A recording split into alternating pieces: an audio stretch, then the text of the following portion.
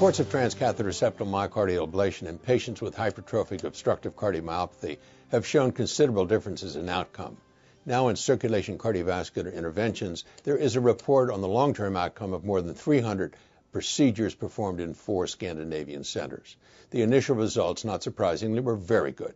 Left ventricular outflow tract gradient was reduced from 58 to 12 millimeters mercury at 1 year, and the proportion of patients with syncope was reduced from 18 to 2%.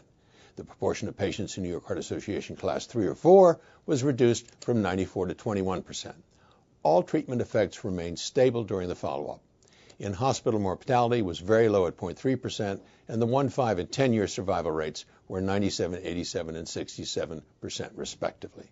Thus, the main findings included a low in-hospital mortality and a low complication rate.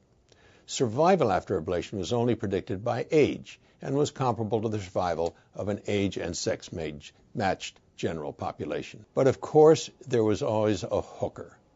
The symptomatic benefits were sustained, but in 1/5 of the patients, significant dyspnea persisted despite successful reduction of the LVOT obstruction, and in 1 of 7 patients, there was a need for repeat intervention for recurrence.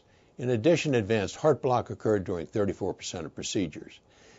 This finding was comparable to those reported from other ablation centers, but in this study, 20% of the patients needed a permanent pacer, compared to less than 10% in other centers, and this high rate of pacer need might have been due to the volume of alcohol injected. The authors are honest and admit that changes in the technique might have produced better outcomes. The size of their cohort and the death rate limit the analysis of difference in survival between patients and the age and sex-matched background population, but it should be noted that there was a trend toward a reduced survival in the ablation-treated patients. What does all this mean? Well, initial outcomes are pretty good, but some patients need pacemakers and some need reinterventions.